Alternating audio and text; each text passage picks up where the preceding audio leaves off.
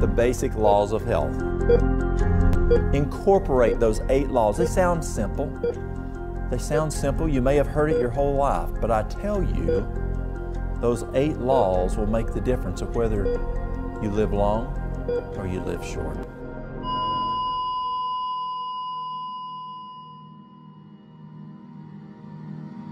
The things that you can grow in your garden, that you can put in your kitchen, that's where your medicine cabinet should be.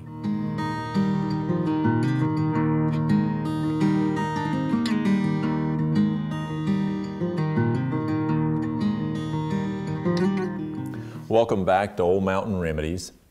Today we're going to look at a systematic approach on how to develop an effective lifestyle plan.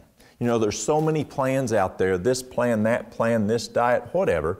Today we'd like to look at how can we do that effectively, but do it naturally. Let's take a look.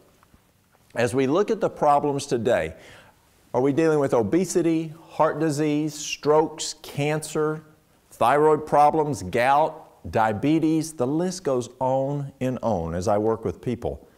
What's the impact? Not only is there an impact on the person who has that chronic disease, but what's the impact on society? Let's look. The 11 most costliest disease in the United States. Number 11, AIDS or HIV, $24 billion a year. Hyperlipidemia is $34.5 billion a year. Kidney disease, renal issues, $38.1 billion. Mental disorders, $57.5 billion. Arthritis, $74.4 billion. COPD or asthma is $79.6 billion. It's interesting that they have the two together. They are separated, COPD and asthma, because you're going to see over the next probably year asthma fully fall out of COPD, chronic obstructive pulmonary disease. Obesity, $147 billion. Cancer, $157 billion. Dementia, this is interesting, the 3rd most costly, dementia, $159 billion. Diabetes, $176 billion. And the big guy, $193.4 billion, heart disease. If you look at all that, $1 trillion, $140 billion, $500 million a year in the United States to treat those 11 diagnoses. Now I have the 10 most deadly on the left. I have the amount of people that die each year. And then just to kind of make it to where we can kind of get a little reality of how many people are dying, the number on the right would be how many 747s, first, second, third class type 747s, would be crashing each year. I think that is what would get people's attention if we lost that many 747s. So let's look. Chronic liver disease and cirrhosis, 36,427 people die each year. That's 87.6 Boeing 747s crashing each year. If one Boeing 747 crashed, that would get folks' attention. Septicemia, 38,156. Chronic kidney diseases, 47,112. Influenza and pneumonia, 56,979. Diabetes, 75,578. Alzheimer's disease, 84,767. Strokes, 128,978. Chronic lung disease, 149,205. Number 2, cancer, 584,881. And the big killer, heart disease, which is 611,105. That is equivalent to 1,469 Boeing 747s crashing each year just in heart disease alone. And it's interesting, do you know what the #1 killer of firefighters is each year? It's not burning up in a fire. It's not smoke inhalation, it's heart disease. It's actually heart attacks is what kills firefighters the most. But take a look at this. We're losing, of these 10 deadliest diseases, we're losing 1,813,188 people. That's equivalent to 4,358.6 Boeing 747 crashes a year. Amazing. And what's interesting is the majority of these are preventable. They're preventable just by lifestyle. Amazing. As I work with people and they come in and they have challenges, and I say, I'd like to help you. Here's what you need to do. No, I just want a pill. I want a healthy pill, but I don't want to change my lifestyle. It takes lifestyle. If I had as I've mentioned before, a piece of a sandpaper, and I rubbed my arm, and it started bleeding, and you put something on there, and I kept rubbing it then, and kept coming back and fixing it, and I kept rubbing it. It's not going to heal until I quit rubbing it with sandpaper. The same thing's true with lifestyle. So what are the two top root causes? It's appetite and being sedentary. That is the two major causes. As we look at these chronic diseases, what's the major cause? To fix a problem, you have to get to the root cause. Your wife's saying that she drives her car down the road, it pulls to the right. And you notice that her front tires are wearing out. And you say, no problem, I'll take it down to Terry and he'll put a new set of tires on there. Terry puts a new set of tires on there, and 10,000 miles down the road, you notice the tires are wearing again. Take it back down to Terry, your tire guy, and Terry goes, no problems, I got tires, I'll put new tires on there. And he puts tires on there again. And 10,000 miles down the road, your tires are wore out again. And Terry goes, no problem, I got tires.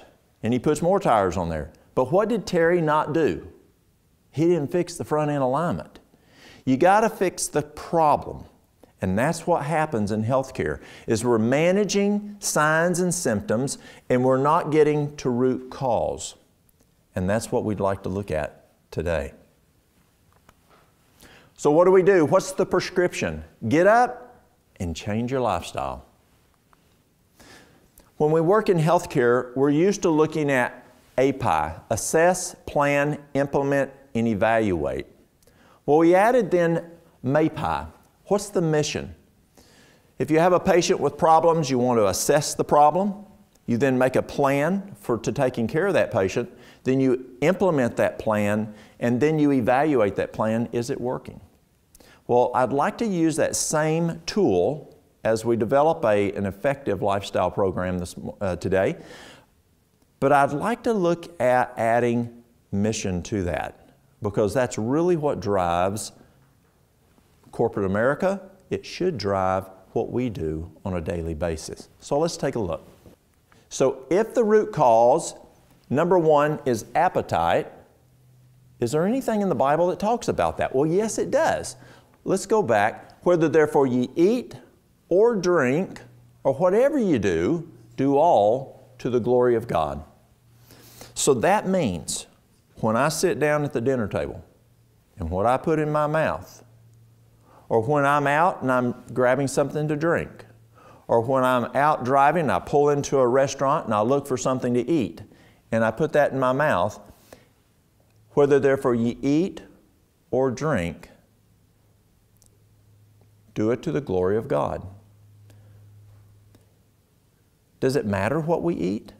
Absolutely it does, and we'll talk about that in just a little bit. Then we look at 1 Corinthians 6, 19 and 20. What? Know ye not that your body is the temple of the Holy Ghost which is in you, which ye have of God, and ye are not your own. I work with people and I tell them, you know, you need to quit smoking. I had a young lady just yesterday. She contacted me and she says, Mom only has 4 weeks to live. Is there anything we can do? Mom has lung cancer, but Mom refuses to stop smoking. But she's her own person. She can smoke if she wants to. Or I can do drugs if I want to. It's my body. I can do whatever I want to. Or I can drink moonshine if I want to. This is my body. It's not yours. But what does it say here? What, know ye not that your body is the temple of the Holy Ghost which is in you, which ye have of God, and ye are not your own? For ye are bought with a price. Therefore glorify God in your body and in your spirit, which are God's. Now, you're bought with a price. What is that price? That's Christ's death. Christ bought us back when He died. We don't belong to ourselves. We can't make that decision, I can do whatever I want to. I'm independent. No. Now let's go back and it gets even more serious. Again, know ye not that ye are the temple of God, and that the Spirit of God dwelleth in you? If any man defile the temple of God, him shall God destroy. For the temple of God is holy, which temple ye are. And I believe that God allows diseases to come. And that's how you're destroyed. And so we have a choice. The Bible is full of if-then statements.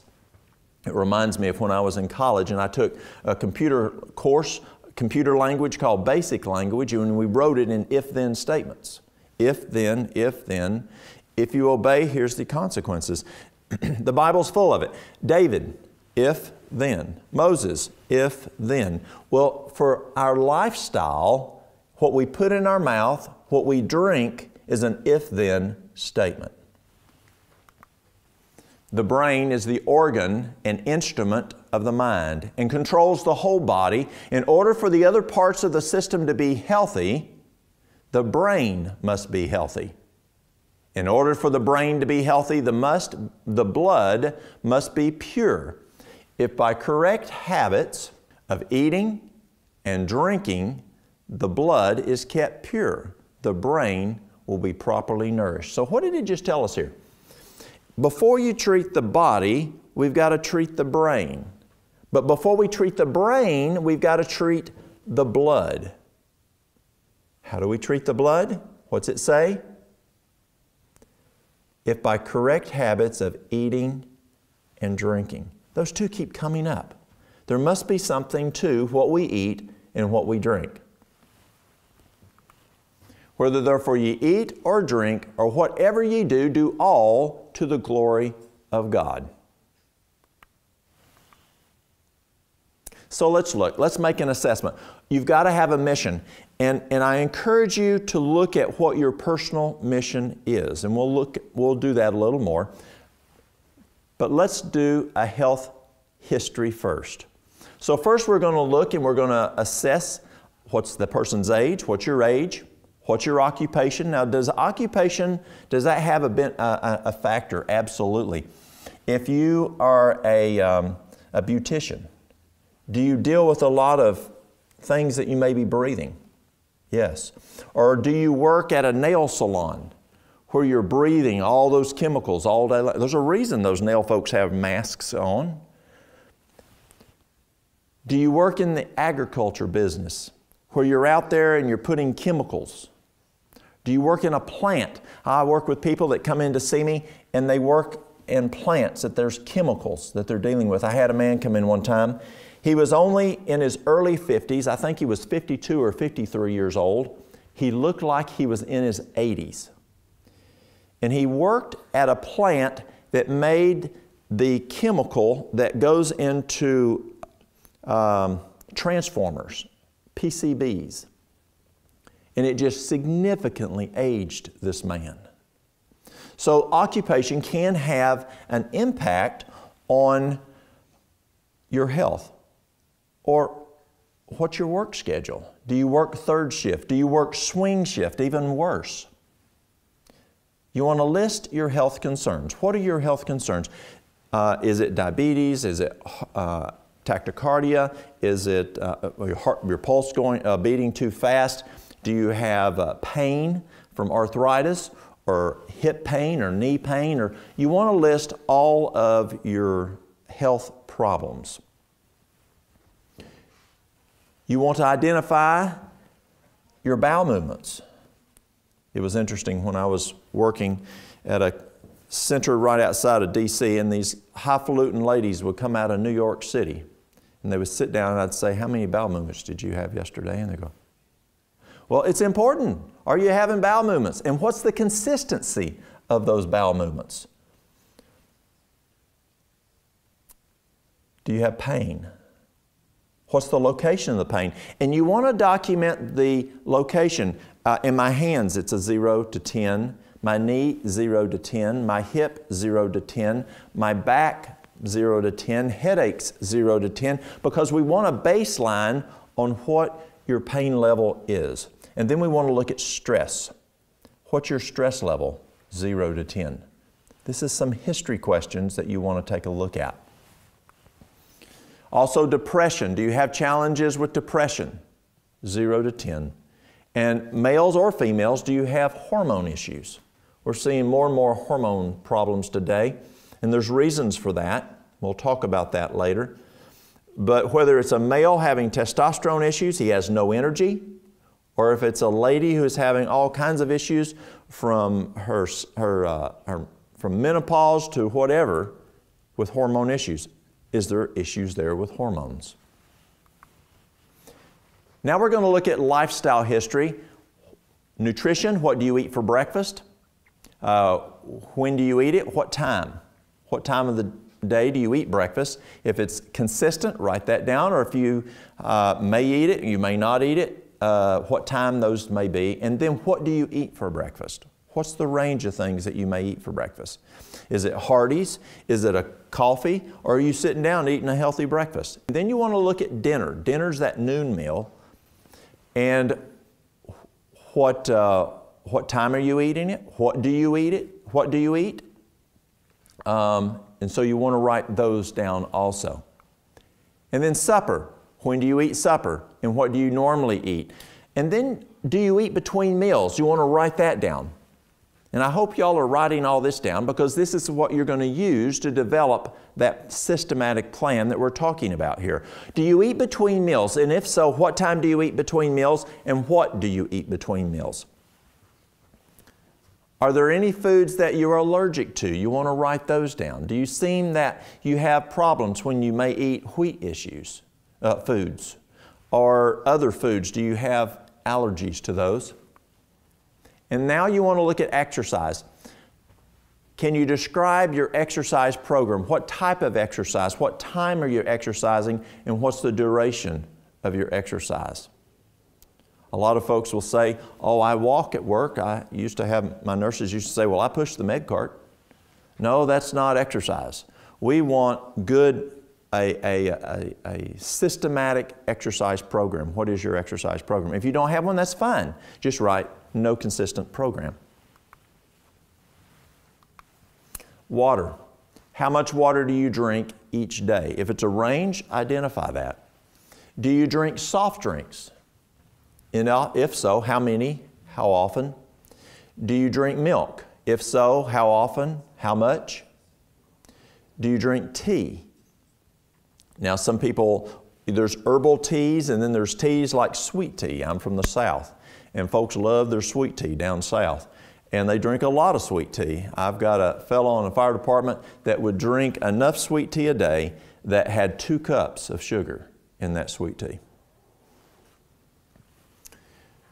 How about coffee? Do you drink coffee? If so, how much and how often? So you want to document what you're drinking each day. And if it's a caffeinated drink, identify its caffeine in it.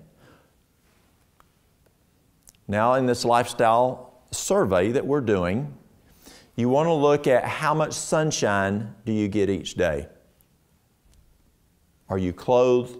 Is it just your face? Is it just your hands? Are you getting your arms? In the wintertime, it's a lot more difficult where it gets cold. And then you want to look at temperance. Temperance is making the right decisions, making the right choices.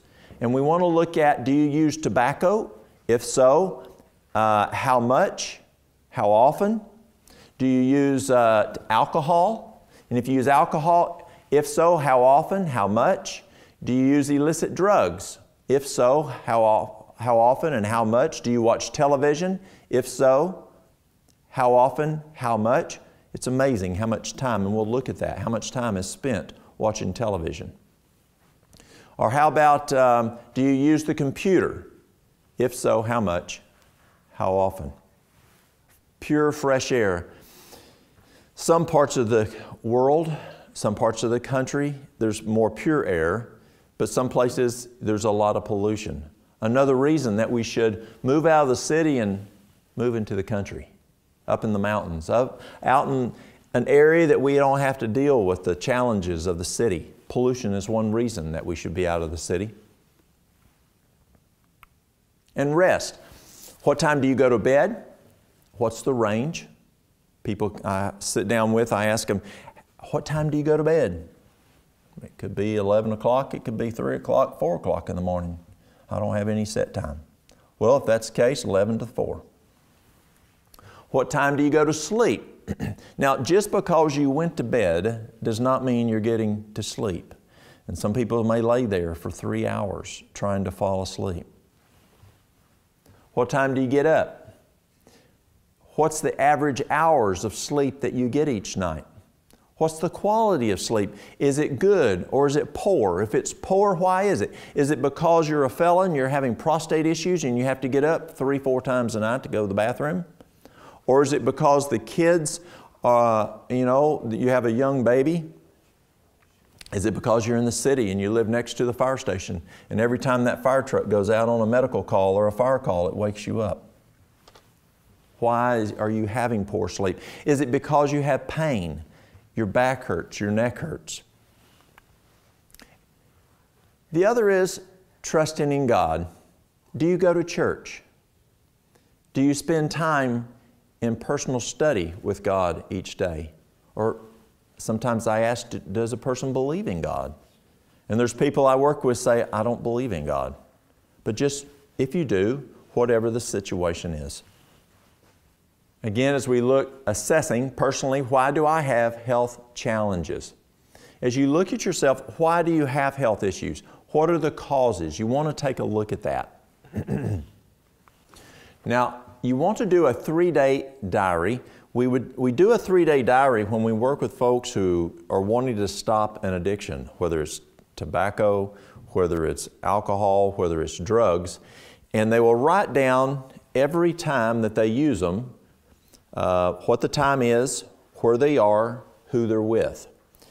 And they do that for 3 days so that we can trend. Well, you want to do that for when you eat.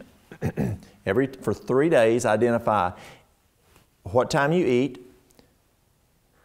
where you are, what you're eating, who you're with. I don't care if you just stop by the M&M machine, grab some M&Ms and eat it, or if you go by and grab some chips. Every time for 3 days, write down every time you eat something, what time is it, what you're eating, what's the occasion, is it a meal, or is it just grabbing something to eat, and who you're with. So here's an example. The time, 7 o'clock in the morning, what you're doing, you're eating breakfast. What's the food? Breakfast food. Who you're with, family, and why? It's mealtime. That's a pretty simple one. But then at 10 o'clock, you have break. What'd you eat? You had a Snickers bar and a Dr. Pepper. You're with Sally. Why? It's just a habit. I do that every morning at break time. And then you want to, as you do this for the 3 days, you then want to identify trends. Time, what food you're eating, who you're with, and why you're eating other foods than meals are their triggers. Are there triggers for why you're doing this? It might be when you drive by the Dairy Queen. It's just Dairy Queen's a trigger for you. It might be when you walk by a candy machine. It's a trigger for you. So you want to identify what those are. Then you want to write the specific identified trends down. It could be break time's a trigger, riding in the car's a trigger, certain stressors. It could be when I'm stressed when this situation has, or when I get stressed like this, I just eat. Or it could be when I'm watching television. It could be when I'm on the telephone. Whatever those specific trends are, you want to identify those. Now we're going to get into the plan. We've assessed, we're now making a plan on API. His most effective temptation today, listen to this, guys, this is amazing. His most effective temptation today, Satan comes to man as he came to Christ with his overpowering temptations to indulge appetite. Satan is constantly on the alert to bring the race fully under his control. His strongest hold on man is through the appetite.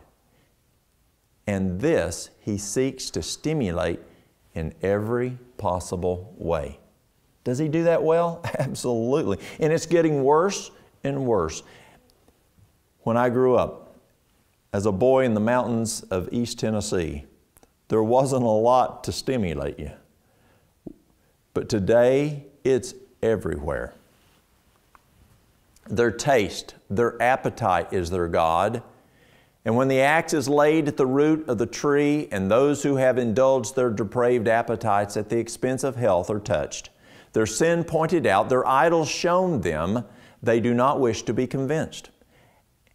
And although God's voice should speak to them directly to put away those health-destroying indulgences, some would still cling to the hurtful things which they love. They seem joined to their idols. Now, what's the idol? Appetite. Now, this is scary, y'all. This is amazing. And God will soon say to His angels, let them alone. So, as we are tempted, as Satan puts those temptations of whatever it may be on your list, God allows us to make decisions. And there comes to a point that God said, just let them alone. That's what they want to do.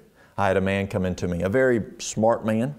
He came in and he has diabetes. And he came in and he said, Walt, I'm looking for something healthier to address my diabetes, to manage it. I said, why don't you just reverse it? I know the fellow, we're friends.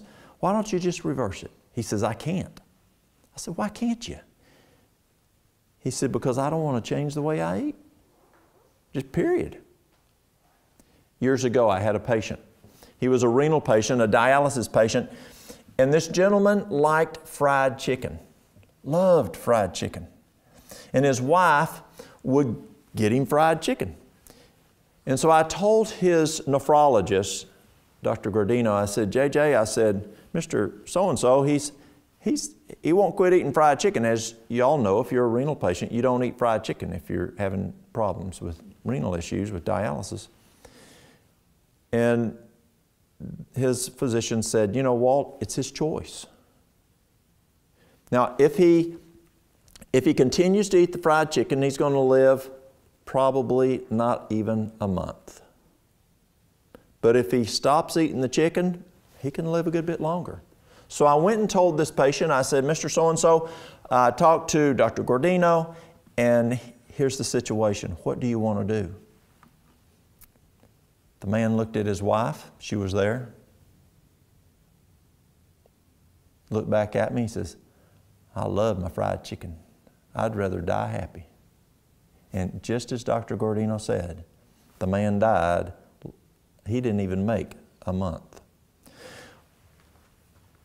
God gives us that ability to choose. And here it tells us, they seem joined to their idols, idols being taste and appetite, and God will soon say to His angels, just let them alone. Scary. Whether therefore you eat or drink, or whatever you do, do all to the glory of God. And we keep, God is very clear. He tells us what to do. Whether are you going to choose what you eat and drink, you'll have this outcome. If you choose this, you'll have this outcome. So, you want to develop a plan of action for each trend in your 3-day personal diary based on your mission. What is your mission? Do you want to be healthy? Do you want to get rid of the cardiovascular disease? Do you want to reverse the type 2 diabetes? Do you want to lose X amount of weight? Do you want whatever it may be? Do you want to improve the fibromyalgia? Whatever it is, that's your mission there. Based on your mission, you got to develop a plan. at break time to fix break time so you're not tempted to eat with Sally the Snickers and drink the Dr. Pepper. How do you do that? I'll eat a good nutritional breakfast and therefore I'm not as hungry when it comes to 10 o'clock for break time. And instead of sitting in there with Sally, I'm going to go for a walk in the sunshine, fresh air, drink some water instead of sitting in the break room with Sally. Now, if Sally wants to go with you, that's great, but don't let Sally bring her donut and tempt you to eat the donut. So, at break time, what are you doing? You're you're choosing a healthy breakfast so that you won't be as hungry. And then you're drinking some water that's kind of filling you up. You need water anyway. The fresh air, the sunshine, the exercise, you're getting some extra laws there also. What about tonight when you get home? Are you going to sit there and watch TV and as those commercials come on and say, oh, would you like this potato chip? Oh, would you like to drink this Mountain Dew? Well, what do? Do some reading. Drink some warm, calming herbal tea and go to bed by 9 o'clock. Don't stay up. Television is a tool, I personally believe, that Satan uses for many avenues, and appetite is one of them. The next thing on your plan is you want to choose a partner. One of the reasons that they found that Weight Watchers is so successful is they have partners and they meet routinely. A partner is very important. If a person comes to me and they're wanting to stop smoking, I encourage them to get a partner, because if they get that hankering for that cigarette, all they need to do is 5 minutes. Research shows if they'll not smoke for 5 minutes, they'll overcome that desire for that cigarette. So I encourage them to have a partner. They call up that partner and talk to them. Help me out here, Sally. Well, maybe Sally's not the good person for this one. Maybe Susie, help me out here. I really have a hankering for a donut. Well, let's talk about something. And you talk about something else and other than food, and Susie gets your mind off of it and helps you out. They're like a coach. They help you. They're your support partner. And that may be a spouse, it may be a parent, it may be a sibling, a best friend, it may be a co-worker. But choose a partner to help you in this program. You want to choose a start date. You want to choose one that is reachable and obtainable. You want to stay away from holidays, family vacations, and pre-planned events. One day we had just started a stop smoking program, and the hardest place I've ever done stop smoking is right outside of Winston-Salem, North Carolina. Oh, that's tough. RJR's there. And we started the program, and I told them that we did an information night, and then when they left that night, they were supposed to just no more smoking. And I said, is everybody willing to not smoke starting when you leave here? And start now. And one fellow raised his hand. And he said, no. He says, I can't. Now this was a Sunday night. He says, but I'll start Thursday morning. I said, why? He said, my mother-in-law's coming to town. There ain't no way I can stop smoking.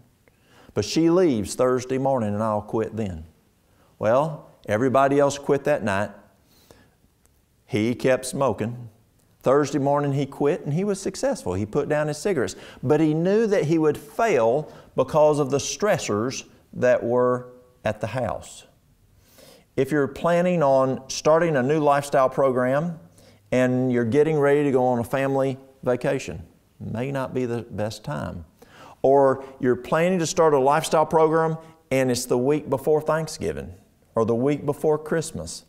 I don't even try to do programs during this. Don't set yourself up to fail. Pick a good date.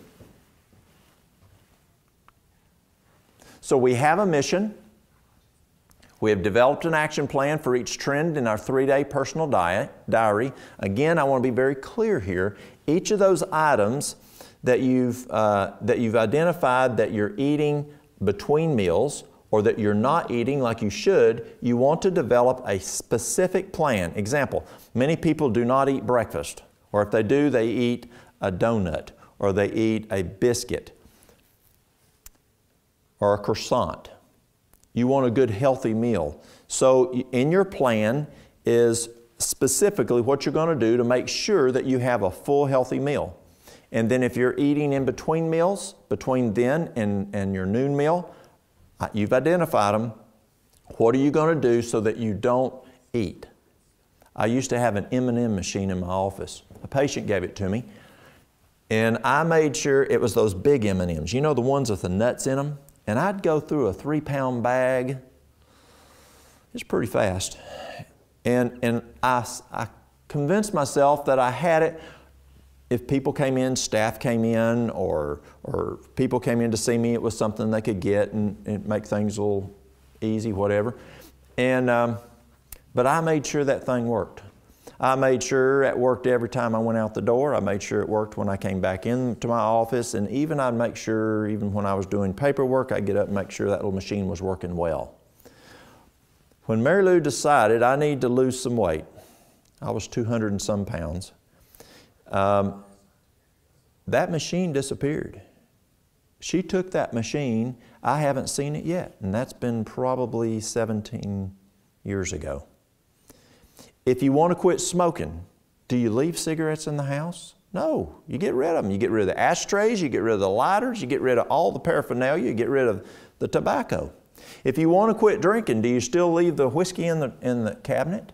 No. You get rid of it. So you've got to make a plan that's going to make you successful. We've chosen a support partner. We've set a start date which is reasonable and obtainable. So those have already happened. The next step is to start our program. It's step 1. It's a 3-day to 10-day, depending on what you want to do. It's a detox program. If you can do 10 days, you'll have better outcomes. But if you just take a look at it and see what you can do, anywhere between 3 and 10 days, you want to do a detox. First, you want to go to bed by 9 o'clock at night. That's when the day starts, when it gets dark. You want 2 glasses of warm lemon water first thing in the morning. You want to detox your mind with 30 minutes each morning, at least, in Scripture and prayer. Do we need to detox our mind? Absolutely. So we're doing a detox. We're getting rid of all those toxins that's in our body, both physically and mentally. And then I encourage you to do a juice detox. It is the best thing that I've ever found.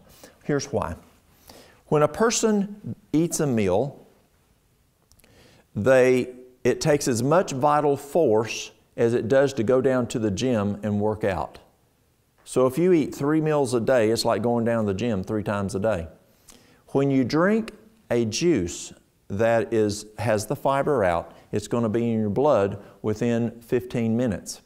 It's kind of like Hyperal. When we'd put Hyperal into a patient, we'd go into a central line and we'd feed them with Hyperal right into their blood. Well, juicing is in your blood within 15 minutes of when you drink it, if there's no other food in your stomach. The other thing is that by juicing, you're not putting bad stuff in. It's only the juice going in. And you're getting copious amounts of good stuff in when you're drinking the juice. And I encourage vegetable juice. If you want to use a little apple with it or whatever, that's okay. But mostly vegetables, because there's so much nutrition in it and not as much sugar, and we want to really detox you. We do 16 ounces of vegetable juice for breakfast, for dinner, and for supper. And if you want to watch a good documentary on this, there's a movie called Fat, Sick, and Nearly Dead. And you can watch it, whether you're watching it online, Netflix, whatever it is. You can go to www.fatsickandnearlydead.com. It's an Australian man who decided to make a lifestyle change, and he did a documentary on juicing. It's a very good program. So you want the first 3 to 10 days in your new lifestyle plan, you want to juice. Now, this man juiced for 2 months. If you want to do that, you can do that. But if you do juice for long term, you need to make sure you have adequate sodium. There's a minority of folks that may have some challenges there, so you want to make sure you either have a lot of celery there or you have a little, maybe a teaspoon to 2 teaspoons of salt in your water each day to make sure there's no sodium issues. It's usually not a problem, but it's just a safety. You want to detox your body. At bedtime, you're going to bed at night, you're drinking 2 glasses of warm water with lemon in it. You are having your worship and prayer each morning for 30 minutes. You're juicing. And then you want to do a liver gallbladder detox. And you want to exercise outdoors in the fresh air. If you want to see the liver detox, you can go to, there's a lot of programs out there, but you want to do a good liver and gallbladder detox, and you can also do a colon cleanse at the same time. And come to our kitchen medicine class, and you can see how to do that. Exercise, it's best if it's outdoors in the fresh air and sunshine. It's amazing the difference in outcomes when a person exercises outside in fresh air versus inside in the stale air. Walking, rebounding, that's the mini trampoline, cycling, swimming. You can also, when you're doing it, you want some strength also. You can put some water bottles in your hand or some bean cans in your hand when you're walking or whatever. But exercise is important. And when you exercise, if you don't ever exercise, then don't try to do a 10-mile walk, because you're going to hurt the next day or maybe even that night. And so you want to start slow and gradually build. Water, you want to make sure you're drinking plenty of water. How much water do I need? If you're less than 128 pounds, you need 4 water bottles a day, and so that's a half a gallon. If you're over 129 pounds, you need your body weight divided by 2 in ounces. Now that's just to get started. That's if you're sitting on the couch. But if you're out exercising, if you're out sweating, then you're going to need even more.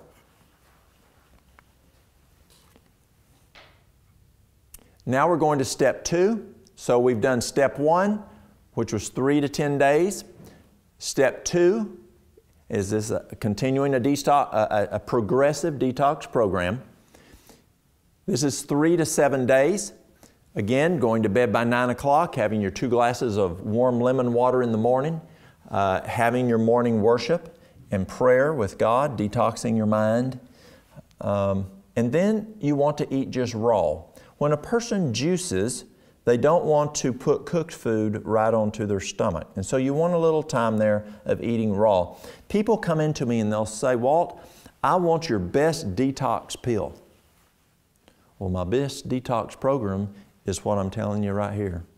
It works better than any pill. It works your whole body instead of just down through your digestive, and maybe it affects the liver and the gallbladder a little bit, but this will do the whole body, the mind and everything.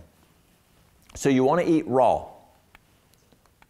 So for breakfast, some raw fruit. For dinner, some raw veggies, but no dressing. Supper, you can fast or drink some vegetable juice.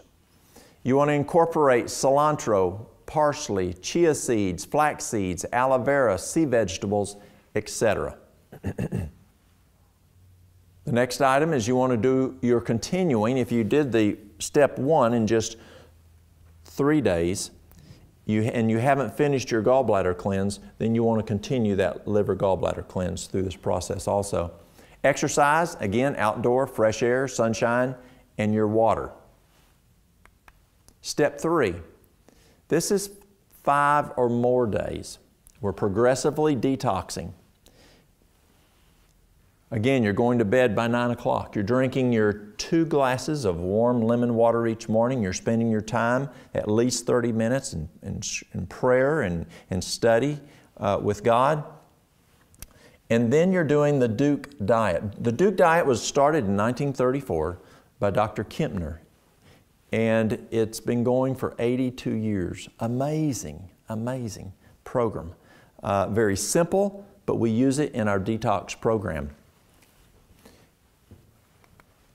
For breakfast, you get 1 cup of brown rice with 3 servings of fruit. Now, you can go to Duke and do this, but they'll charge you $6,400 to eat this diet. Plus, you have to have a motel room and you have to have a gym fee. I encourage you just to do it in your own house. For breakfast, 1 cup of brown rice that's cooked with 3 servings of fruit. For dinner, 1 cup of brown rice with a salad that's no dressing, no salt, no cheese, no meat. Just the dressing now, just the salad, no dressing. You can squeeze some lemon on it, but you don't want anything else on that salad. For supper, you can either fast or drink some vegetable juice like you did the first 3 to 10 days. And also you want to incorporate cilantro, parsley, chia seeds, flax seeds, aloe vera, and sea vegetables. And that you can go 5 at least days. You can do longer if you want to. It's a great program.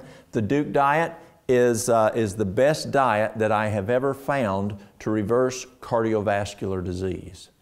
To show you how healthy a diet it is, at Duke they will leave their patients on that diet for 1 year if they have significant cardiovascular disease. And all those patients are eating is for breakfast is that brown rice and the fruit, and then the brown rice and the salad. That's what they're eating, just those there. Now, let me give you some suggestions on the brown rice. Depending on how long you eat it, at Duke you just eat the brown rice. You don't put anything else in it. But if you want to put, I found if you want to, while you're making your brown rice, you want to put some garlic or some onions or some herbal seasonings, that's fine. Or if you want to cut up your bananas, or if you want to make banana milk, write this down, banana milk. I learned this from a good friend of mine, Dr. Agatha Thrash, back in 1974. It's a tremendous milk. It's 1 ripe banana with spots on it, 3 ounces of water, and a dash of vanilla extract. Blend it up and you've got banana milk. And you can pour that over your rice and make kind of a rice pudding. If you want a banana milkshake, no problem, you can have a banana milkshake. Here's what it is. 2 ripe bananas, that's the type that have the spots on it, 3 ounces of water, 5 ice cubes, and a dash of vanilla extract. Blend it up, not to where it's plum foamy, but blend it up till it's pretty good. You can blend it too long, but it's delicious, and that it's totally healthy, and you just made you a milkshake that you can have for breakfast or for supper. You want to also add exercise, the outdoors, in fresh air, in sunshine, and then you also want to make sure you have plenty of water. So, in this program, in the first step 1, step 2, and step 3, we had 3 different diet plans. The first one was the vegetable juice. That's 16 ounces of vegetable juice each meal, breakfast, dinner, supper. The second one is where you do the simply raw, and that's raw fruit for breakfast, raw vegetables for dinner, and for supper either fast or you can drink a vegetable juice. And then is the Duke diet, the brown rice and the fruit, and the brown rice and the salad, and the juice for the supper. Now, why do I encourage juice for supper instead of going on and doing the brown rice and another serving fruit for supper? If you want to lose weight, and many folks do, when you eat breakfast, it increases your metabolism, you burn calories. When you eat dinner, it increases metabolism and you burn calories. But Dr. Koop found at 3 o'clock in the afternoon, your metabolism is shut off. And what you eat from there on, you actually are going to hang on to. You're going to hang on to those calories, and it's going to make it much more difficult. It's going to slow down your process of losing weight. Plus, if you eat that large supper, or even the Duke diet for supper, it has a propensity to putrefy and ferment. So it'd be better for you just to either fast which you'll progress even faster, or drink the vegetable juice, which is going to be in your blood within how long? 15 minutes. Now you have an option. You can just juice during this program. You can just eat raw. You can just do the Duke diet, or you can go back and forth. I encourage people to systematically do the juice, the Simply Raw, and then the Duke. But I'll put another option out there for you. Some folks just have a tough time, just really sitting down and doing that. I want you to be successful. And so there's another option. Henry Ford said you can have any color of car you want as long as it's black. Well, I'll tell you, you can have anything you want to eat as long as it's right there on the board. Vegetable juice, Simply Raw, or the Duke diet. Now, it is true that the Duke diet, the more you do the Duke diet, the slower it is. So how does that work? So you get up in the morning and you say, what would I like for breakfast? I think I'd like to eat raw fruit, okay? And then what would I like for dinner? I think I'd like to do the Duke diet. So I think I'm going to have brown rice and a salad. And what am I going to have for supper? I think I'll do some vegetable juice. And I encourage you to always put the vegetable juice for supper because you'll go a whole lot faster if you'll do that. Now, as we look at step 4, that is a diet that was put together, Cornell University, Cambridge University, and 2 other universities looked at what is the healthiest diet in the world to eat. They looked at it for over 20 years. And they finally came up with a diet that if you eat this, you'll die quicker, or if you eat that, you'll live longer. What's cool is that diet is the diet that's in Genesis that God gave Adam and Eve when they left the garden. And that is a whole food, plant-based diet. And so what do you do on step 4? Step 4 is enjoy the benefits of the most healthy diet for the rest of your life. Now, you need to look at this as not just a diet, but a lifestyle. Now, people ask me, what's my diet? Well, I'm on a diet. I eat a whole food, plant-based diet. Now, I'm not a vegan because I've got a leather belt, and vegans don't wear leather. So, you want a whole food, plant-based diet, and not just a plant-based diet, because Fruit Loops are a plant-based diet. Did you know that? And Fruit Loops are not healthy because it's refined sugar, it's refined grains. So you want a whole food, plant-based diet. And that is your maintenance diet that you're going to live, according to Cornell and Cambridge, you're going to live 15 years longer. 15 years longer than the person, your next door neighbor, the guy sitting next to you at work who's just eating that standard worldly diet. So what do? It's the New Start lifestyle.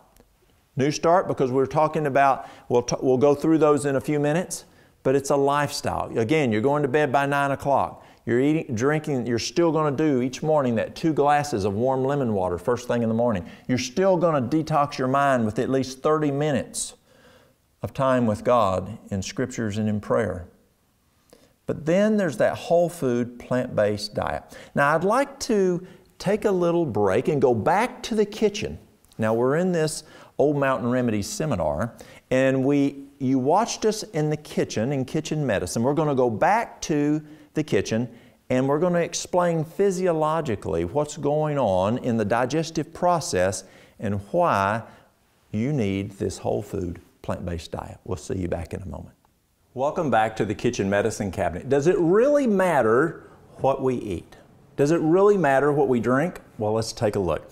Let's say that I went and I took, and this is sugar, and I took and put sugar in this glass. I'm going to put 15½ teaspoons. Now, I normally do this with children, and their parents are sitting out in the audience, and so I'll have a child take this, and they will count out 15½ teaspoons. So this is 2, 3, 4, 5, 6, 7, 8, 9, 10, 11, 12, 13, 14, 15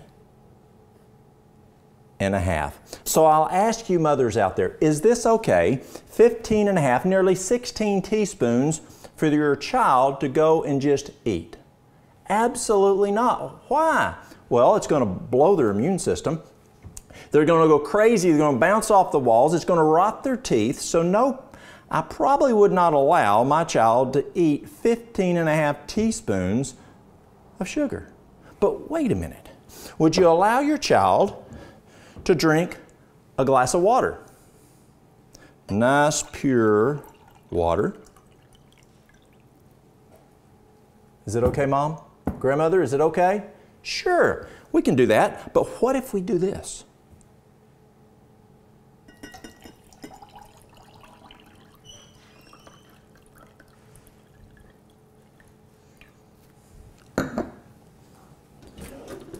We're going to stir this up.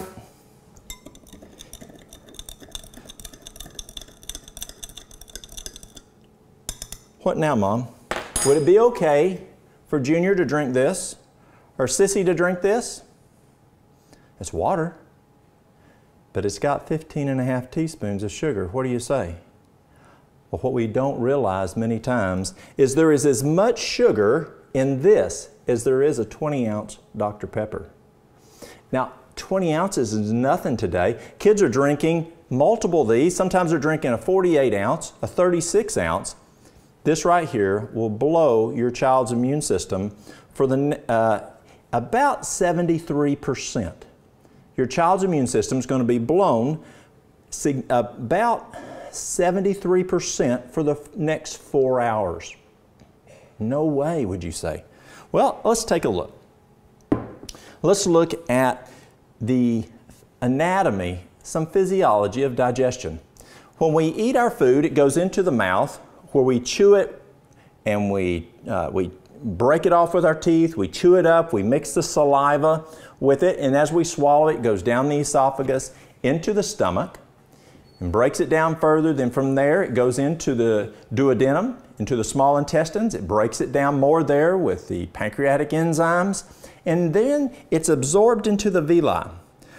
They look like shag carpet. Remember shag carpet, Mom and Dad and Grandma? And it's got a little vein that runs on the outside. And in the middle, it's got the lymphatic system going through the middle. And it sucks it up. So whatever goes through our duodenum in the small intestine that's broke down small enough, the villi suck it up. It's kind of like vacuum cleaners. And whatever's a micronutrient, not a macro, but a micronutrient, it soaks it up, and that's how quickly it gets it into the blood, because the blood's right there on the edge of that villi. Well, let's look at this juicer. We've got the mouth, we've got the throat. Now, I don't have a stomach in here, maybe in this area. We got teeth down here, but whatever comes out of this right here, on this side here, the juice is what's going to be soaked up into the blood, like it'd be going into the villi there. And then whatever comes out here would be the fiber that goes out the waste. So let's take a look.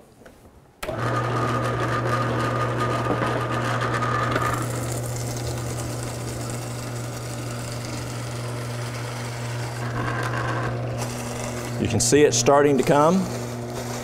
Got a little loose stool there at first. Here it comes. Now we've got some nice fiber coming out, just like it's supposed to do.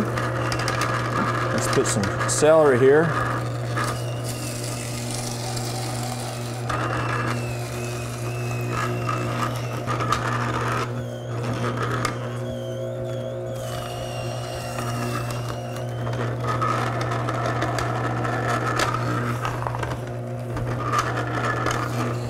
Still got some good fiber coming out.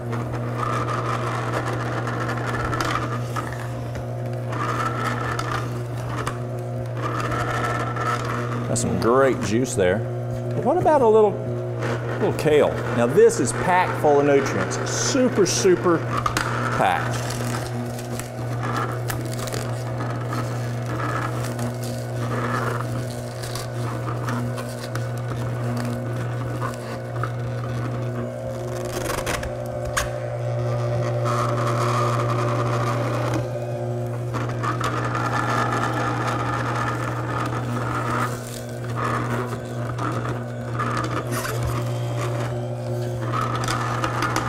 Let's put a little more carrot. And again, got some green coming out. See where it's coming out? You got your green juice coming out. That's what's going into the blood. Whatever goes into this container here illustrates what is going into your blood. And what's happening here, this fiber that's just fiber, is what goes out is waste. Now let's look. Kind of looks like a rainbow, doesn't it? It's beautiful.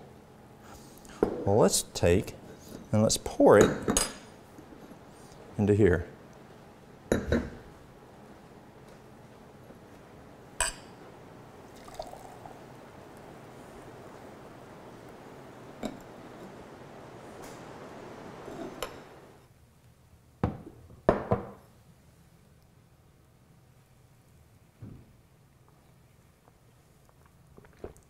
Delicious. So let's look at something else here. So again, going back, whatever goes in here is like our mouth, comes out, chews it up here. Whatever comes into this bowl is like what goes into our small intestines, what's absorbed into the blood, and this is the fiber that comes out. Let's try something else.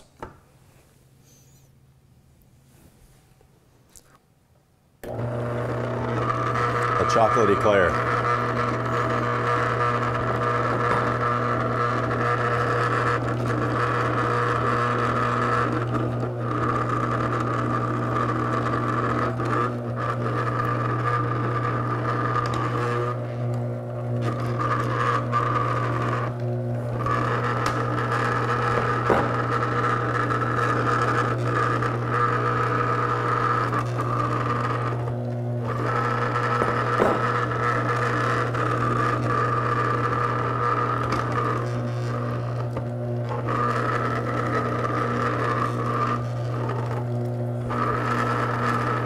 Let's try a little of that Dr. Pepper.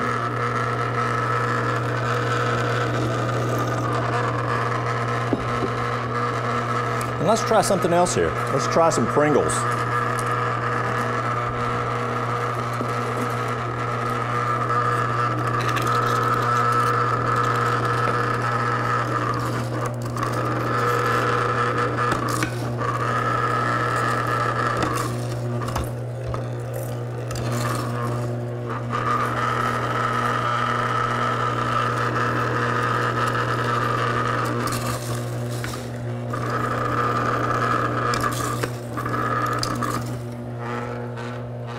Try a little more eclair. Notice what's coming out here. It's a little different.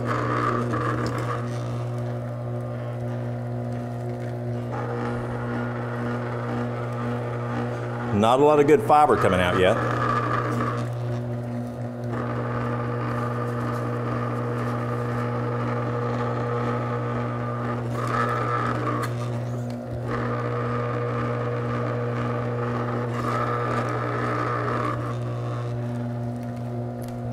Try a little more of our Dr. Pepper.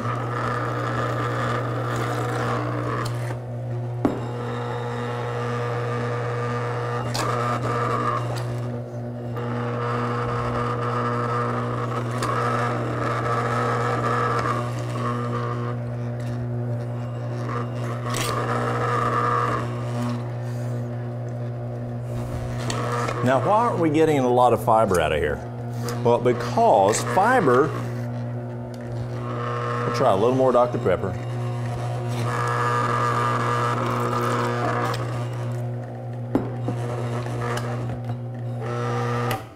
Fiber is in our whole foods, our fruits, nuts, grains, vegetables.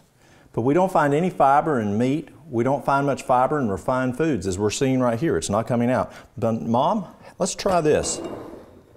Is it okay that Sally drinks this or eats this? Which would you rather choose? The juice from good vegetables or stuff from junk food? I encourage you, whatever you put in your mouth, or whatever Sally puts in her mouth, or Johnny puts in his mouth, that's going to go into their blood. And whatever goes into the blood is going to go into the brain. So if they eat a Twinkie, they're going to have Twinkie blood. If they have Twinkie blood, they're going to have a Twinkie brain. Mom, whatever you put on that table, whatever you decide to pull into for grabbing food on the way home, that is what goes into Junior's blood, into Sally's blood, and into their brain. Thank y'all. Well, welcome back. What did you think? Isn't that amazing? So which do you want? Do you want the Twinkie blood and the Twinkie brain, or as you saw there, do you want the French eclair brain and the potato chip brain and the Dr. Pepper brain? Or do you want the brain that has that nice green juice that had kale and apple and carrots and celery? Your brain's going to work a whole lot better. And the rest of your body's going to work a whole lot better. And you're not going to be carrying that tire, which is full of Twinkies and French eclairs and Dr. Pepper. So let's look at that whole food plant-based diet. Whole food plant-based diet. This comes from Cornell University when I took plant-based nutrition from them. Animal proteins increase production of growth hormones. There has been more recent data in recent years, and growth hormones of certain kinds, as they are elevated and become active, they tend to stimulate the growth of cancer. What did Cornell find that stimulates the growth of cancer? Animal proteins. They then found animal protein increases the rate at which cells divide, and that is fairly central to the carcinogenic process. Now, what's central to the carcinogenic process? Animal proteins. We do not need animal protein, according to Cornell University, Dr. T. Colin Campbell. We do not need animal protein. We do not need to run the risk of doing that kind of thing. Here it's coming from the textbook, Nutrition Fundamentals is the course, Nutrition Fundamentals. And that kind of thing is the diseases that we were discussing there.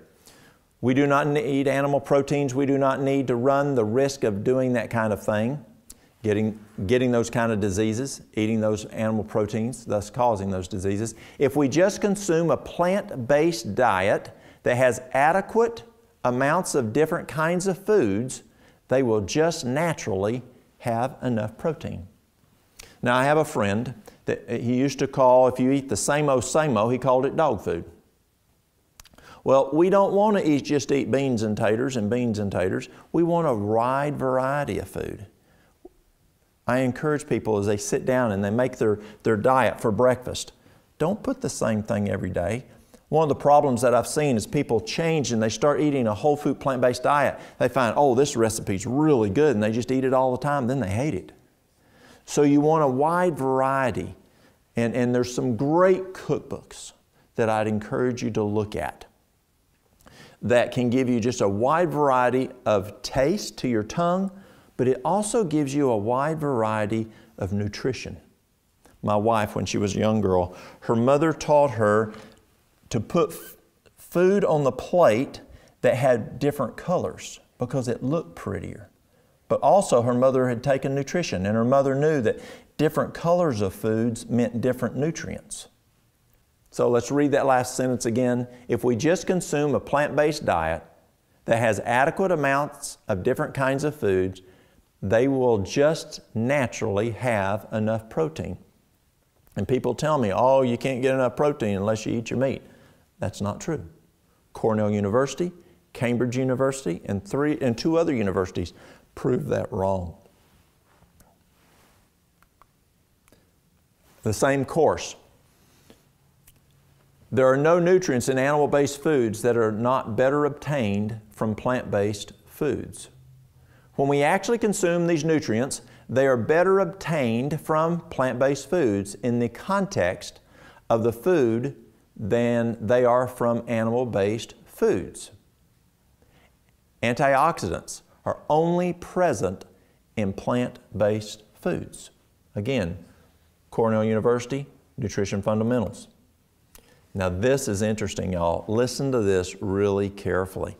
Casein represents about 87% of the protein in cow's milk. So of the protein that's in dairy, 87% of that protein is called casein. A reasonable shift in the level of dietary protein consumed turns cancer on and off even at relatively advanced stages of disease.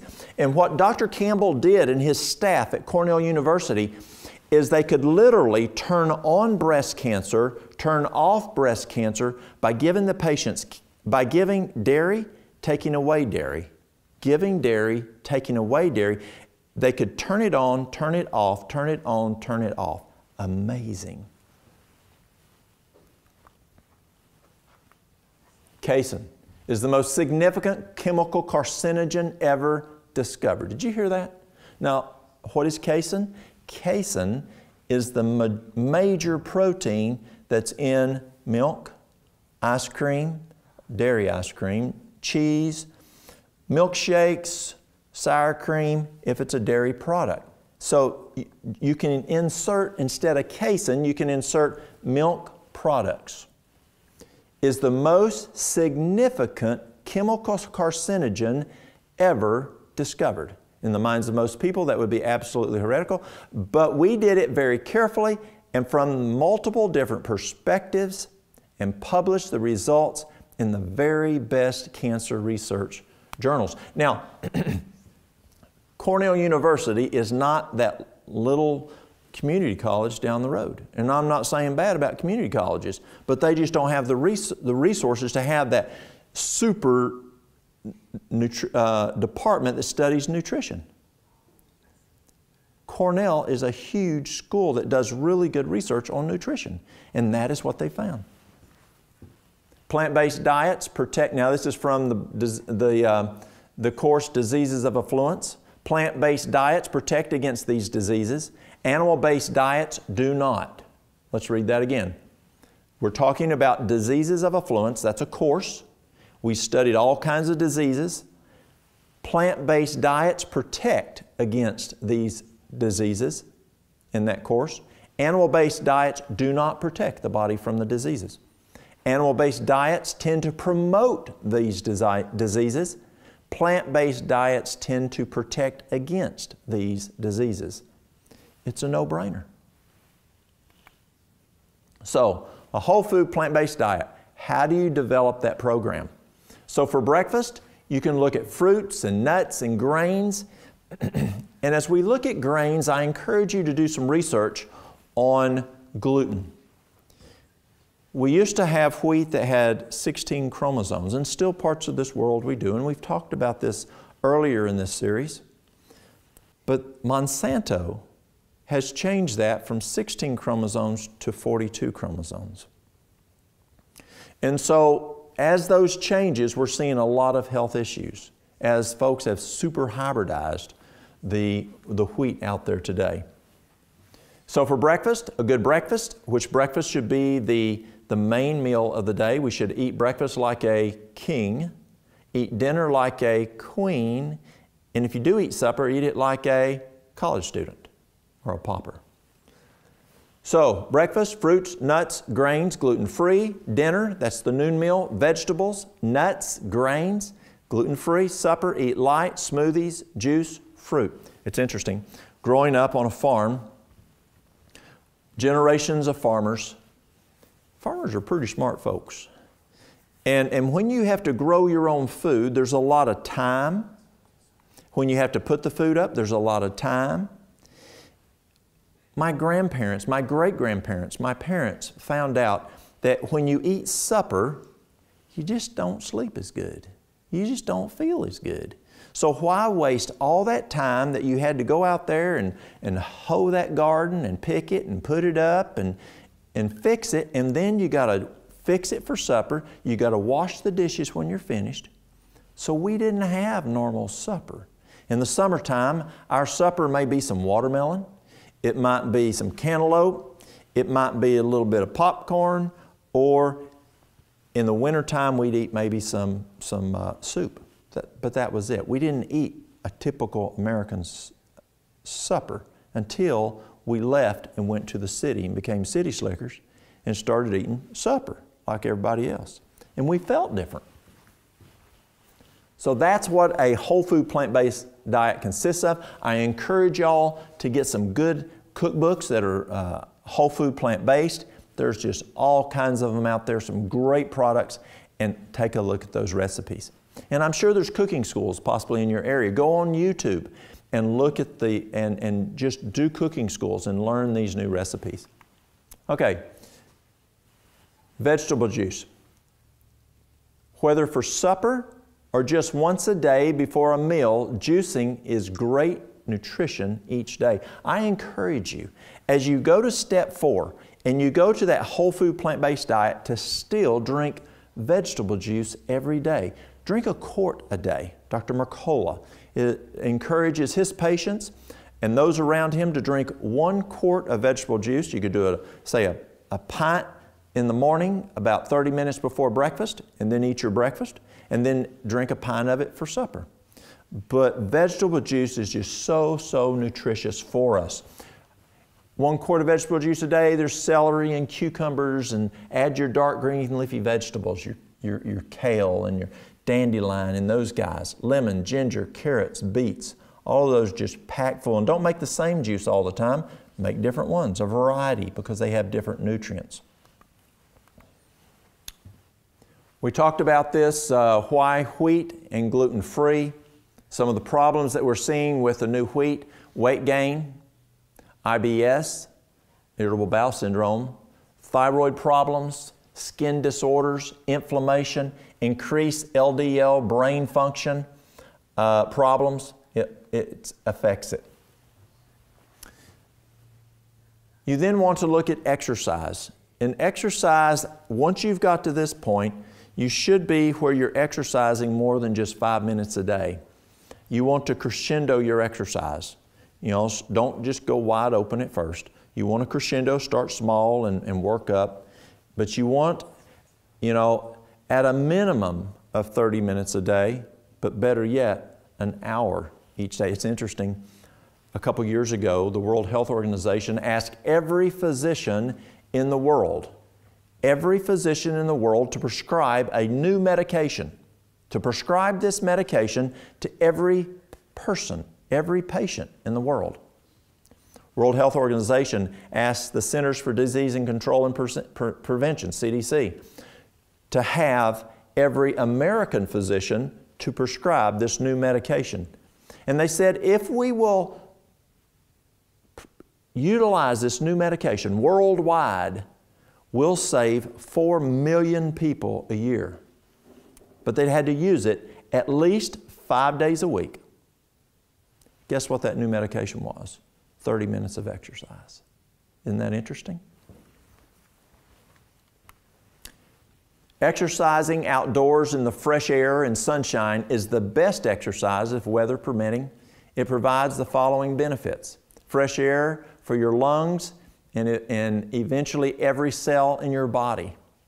See, when we breathe, the air, that fresh air goes into our lungs, our blood picks it up there in the villi, and it's carried to every cell in our body. And if we don't have good oxygenated lungs, then we're not going to have good oxygenated blood, and we're not going to have good oxygenated cells, and the cells just don't run well. Have you ever had an engine you've got those little controls on a small engine, and you adjust the air and you adjust the fuel? When we go into a certain area, let's say it's a house fire, and we've put the house fire out, but we've got to go in there and do overhaul, and I ask my guys to rip a wall out with the chainsaw, there's sometimes that chainsaw does not run well. Because as we crank it up outside, put the brake on, and we then go inside, and we're trying to run it, take it out, and it goes out. It quits running because it doesn't have enough oxygen in there. Well, our body's the same way. For your bodies to run effectively, you've got to tune it to where you have good oxygen in. To do that, outside air, and exercise increases that also. Also, exercise outside increases your vitamin D level. If you're wearing sunglasses, then it's not going to increase the serotonin. So part of that time you need to have the sunglasses off so that the ultraviolet rays can come through the iris of the eye, stimulate the pineal gland to convert the tryptophan to the serotonin.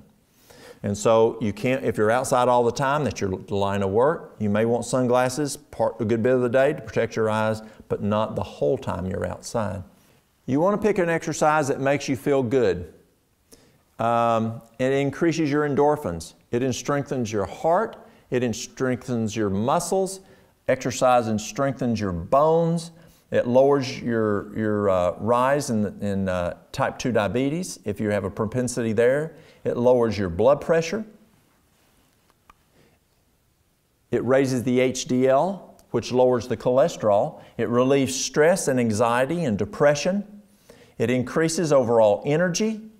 It helps maintain an ideal body weight. It improves circulation. It improves metabolism. Also, it helps with bone density. If you have a weight-bearing exercise, that will help with bone density. A rebounder is the best thing I have found for that. A little mini trampoline. Excellent way. That's what NASA uses. When the astronauts come back from space, they're prone to bone density loss because they've been in weightlessness. So NASA, who can afford basically anything to put those astronauts on, they use a mini trampoline or a rebounder to have them jump on it, and that increases bone density. What kind of exercise do I do? Not everyone can jog or participate in an Ironman, but most everybody can walk or swim, even if it's just a little bit. Rebounding, if possible, is another very good exercise. Walking in nature is also very, very beneficial. When you walk in nature versus walking downtown Chicago, there's a whole, just safety's an issue. Pollution's another issue. There's a whole difference in listening to cars honking and sirens blowing versus walking out and breathing in the fresh air coming off of the trees, enjoying watching the squirrels run around and the birds fly around. One day I was walking, and as I was walking, I saw this, this large woodpecker. I don't remember the name of him, a pileated woodpecker. And I spooked him, and he took off from where he was there. And I also, when I spooked him, we spooked another bird, as a mockingbird. And as they both took off, they had the same landing zone target. And as they were coming in, they crashed. They didn't see each other coming. Interesting. You know, you see things like that in nature. You can see the deer. You can see whatever. Walking in nature is tremendously good for the fresh air, the exercise, the sunshine, but it's also very good for the mind. How much exercise do I need? You want to start with what you can do and increase as you can. A good goal would be 30 minutes to an hour a day, but you want to build with that. I remember there was a fellow one time, he'd just gotten a quadruple bypass. And he said, the doctors wanted me to walk around the block. He lived in a metropolitan area, and he says, the doc wants me to walk around the block, but I can't do it. I said, you can. He said, how? I said, can you walk from your chair in your living room out to your mailbox? He says, I can do that. And then a couple of days later, I asked him, I said, can you walk twice a day? I can do that. Okay, can you walk from the mailbox to the neighbor's mailbox, which was just the next house over on the block, and back? He says, I can do that. And we kept working over a month's time to where he was adding a mailbox, adding a mailbox as he got around, and his wife would drive in their car to make sure he didn't have any acute episodes. And by the end of the month, he could walk halfway around the block and walk back. Well, instead of walking back, he just went on around the block. And in 1 month, he was able to do what the cardiologist had asked him to do. And so, start slow and build.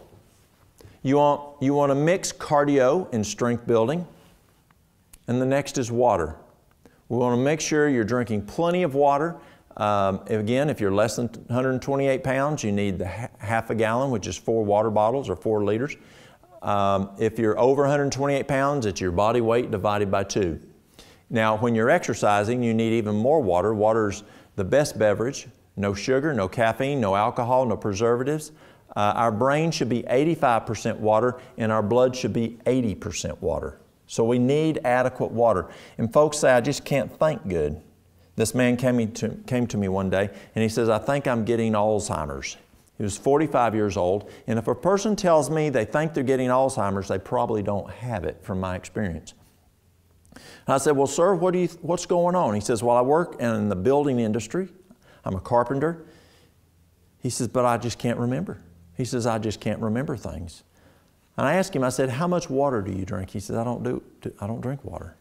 So I encouraged this ratio that I just told you, body weight divided by 2, but then we added an extra 2 quarts because he worked outside. He came back 2 months later, and he said, I haven't thought this well since I was in my 20s. All he was dehydrated, and he thought he had Alzheimer's. Very, very important. Sunshine, the darker the pigment of your skin, the longer the conversion from cholesterol to vitamin D. So you'll need even more time outside. Sunglasses, we talked about that. They can prevent the light from coming in. You want to protect the body from getting sunburnt. Clothing's a good way to do that. Be careful of sunscreens. There's some that are not very healthy for you. And drink adequate amount of water when out in the sun. This last week, we had a wildland fire. It ended up being 1,000-something acres in Tennessee. And there's a lot of fires going on.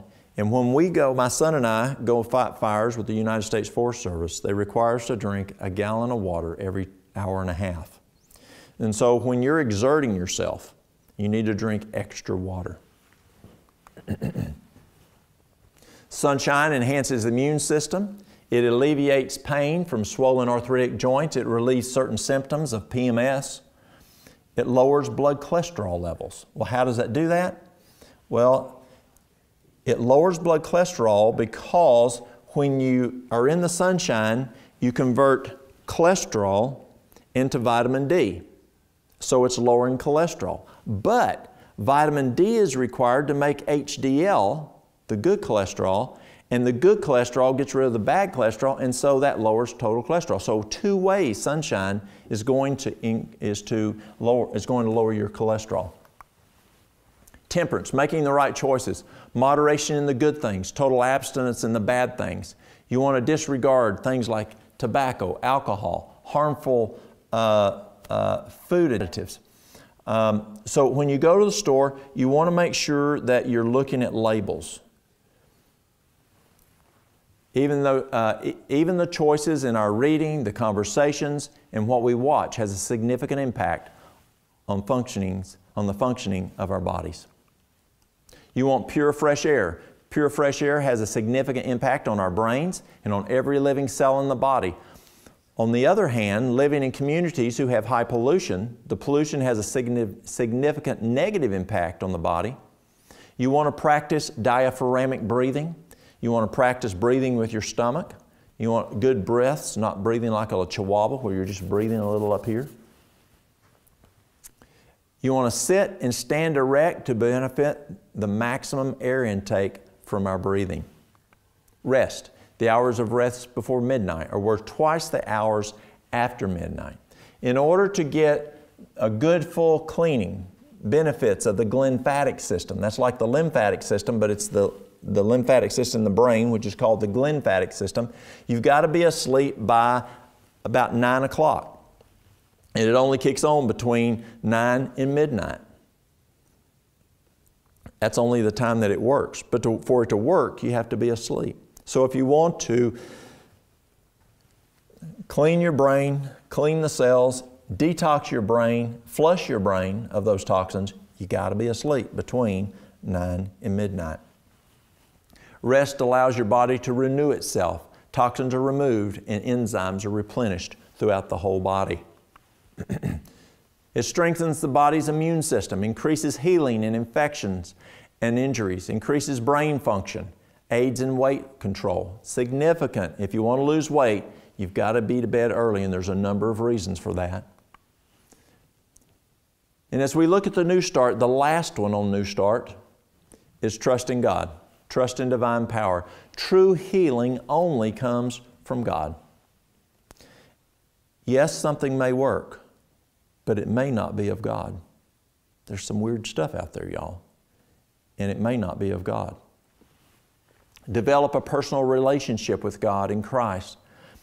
Philippians 4:13 tells us, I can do all things through Christ which strengthens me. Can you make this plan work? Can you make a new lifestyle plan so that you can reverse your cardiovascular disease, so you can reverse your diabetes, so you can improve your overall health, so you can lose that weight? Absolutely. In a working relationship between you and Christ.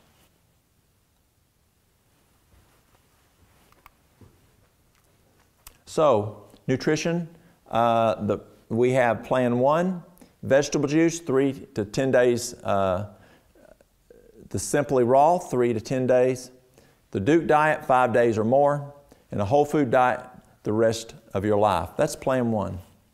I encourage plan 1. That's the most effective. That's what works best. But if you say, Walt, I can't do it, or if you kind of fall off, get back on. I've got 2 grandchildren that recently learned how to walk. The first time they fell down, I didn't say you can't walk no more. They got back up and walked again. They fell down again and they got back up. But there is a plan 2, and this is one that I did because I didn't know about these others. But I did this one 17 years ago. I mentioned Mary Lou took away my M&M machine. Well, she also did this.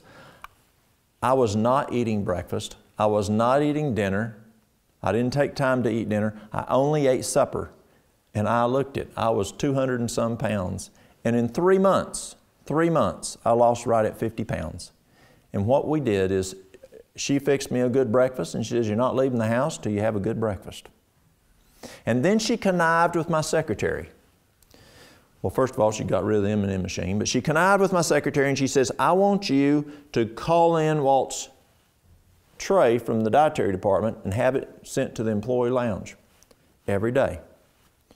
And then at meetings in the afternoons that he has with staff and department heads and whatever, tell him he can't eat any of that food and try to get him not even put food in there.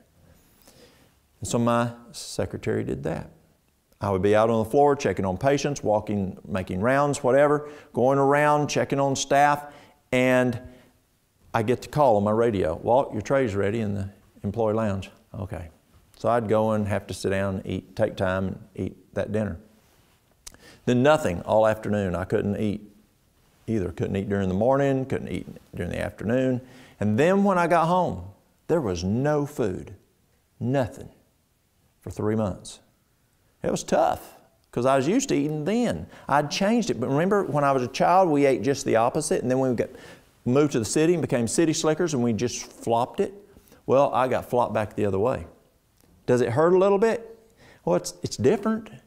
It's a training of the mind. I was actually eating more calories because I was eating a full breakfast. I was eating a full dinner, more calories. But because I was eating it at the right time when the body's made to do it, I was losing weight. Because what you eat for supper, you don't burn those off effectively. So, eat a good breakfast, eat a good dinner, and nothing after dinner. And then go to the whole food plant-based diet. Special needs, stress. You need rest, nutrition, exercise, water, B-complex, magnesium, lithium orotate. In this series, Old Mountain Remedies, take a look at our stress seminar. Because stress is many times the trigger that causes folks to eat more, to eat between meals. You've got to get a control on stress. You can't get rid of it, but you want to manage it. And so watch that seminar. Hormones for women. We talked about hormones possibly being an issue. You want rest, good nutrition. We found that when we juice women, vegetable juice. It provides copious amounts of good nutrition that helps the body then produce the proper hormones. It's amazing. Exercise, water, wild yam cream. Wild yam cream is something that you can transdermally put on twice a day. It comes from yams or sweet taters. And it actually will help you stabilize progesterone, and it will help you then stabilize estrogen. It works very, very well. Then nettle tea. You want to take about a quarter to a half a cup of nettle tea, a nettle herb, and put it in a quart of water, make a tea, and let it sit overnight or at least 30 minutes, and then drink that throughout the day. Works very well. Flaxseed. You want 3 tablespoons of freshly ground flaxseed. Eat it within 15 minutes of grinding it, because flaxseed oxidizes very rapidly. You do not want to buy flaxseed that's pre-ground. And so you need 3 tablespoons in the morning, 3 tablespoons at night. Very, very good for helping you to address hormones. Now you say, but you said don't eat supper. You just put it in a glass of water, stir it up and drink it if you're not eating any food. And Vitex, if that's not working, add a little Vitex, and that can help. Hormones for men. Here's what causes problems with men's hormones. You want rest. Guys aren't sleeping. Rest. If you're sleep deprived, it lowers testosterone. If you're not drinking adequate nutrition, it can affect testosterone. Juicing will help there also. Exercise, water. Sarsaparilla is a great herb to help build the testosterone. If you drink alcohol, stop alcohol, because drinking alcohol will lower testosterone. The other thing that I didn't put on here, I didn't put the alcohol. Another thing that we found will lower testosterone is visceral fat. That's belly fat. Now, what happens is when you're eating this new wheat, this 42 chromosome wheat, it causes visceral fat. And that visceral fat then lowers estradiol. And when you lower the estradiol, that can affect your testosterone. So we now need to implement. We have a mission, we assessed, we made a plan, now we've got to implement it. We've made this plan, it's a very systematic plan, we've got all the bugs worked out.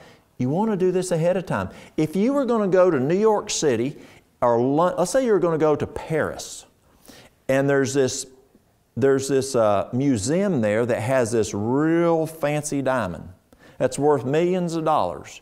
Are you just going to walk in there and steal that diamond? No. You're going to study this. You might study it for a year.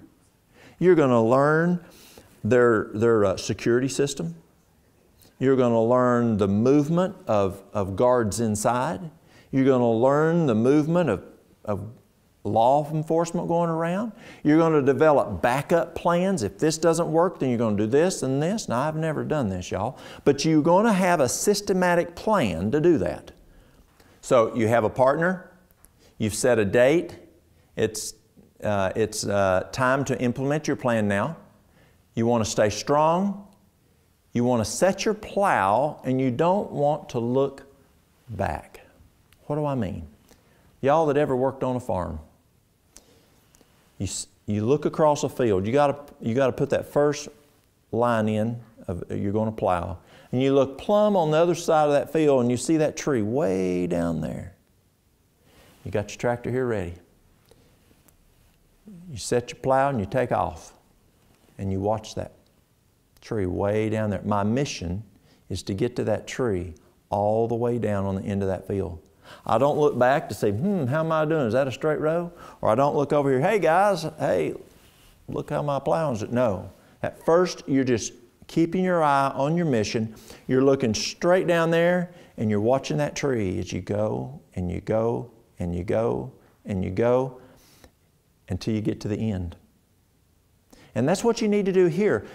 I remember one time working in corporate America in healthcare, we usually the folks that would acquire other healthcare companies.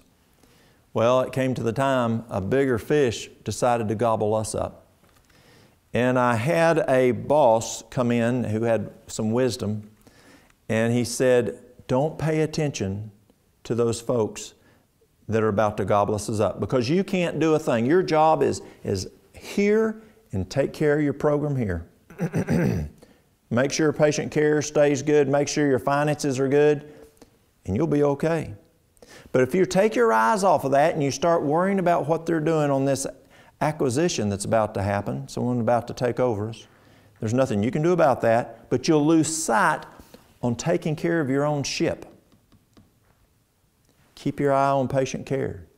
Keep your eye on finances. So I took his advice. I just took care of our own location. The acquisition took place, and they didn't bother me. Other administrators who did not take his advice, who kept trying to look over here and look over there and see what was happening, well, because they weren't keeping track on their own ship, it got astray. And some of those administrators lost their jobs.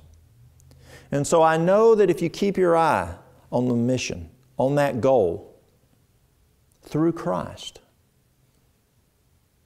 you can be successful. So, evaluate. You want to monitor your outcomes. What's your outcomes? What's my weight, if you're worried about losing weight, or you want to lose weight? What's my glucose running? How have I changed my medications? What's my blood pressure running? Have I changed my medication? Do I feel better? You remember we documented how the pain is in my hand, how the pain is in my shoulder, how the pain is in my hip, how the pain is in my knees. What's the pain in my back? 0 to 10. Are those numbers getting better? Are you monitoring those numbers throughout this? Is your plan working? Do you feel better? Is it working? Does your stomach feel better? Is it working within your schedule? If it's not, you want to make necessary adjustments. If the money's a little, you may say, I have a little more money. I can do it a little more aggressive. I can do this more in exercise. Make the adjustments. But you want to stay strong. And again, the key is, what? You got to trust God in His strength. Philippians 4:13, and we'll finish this. I can do all things through Christ, which strengthens me. Thank you all.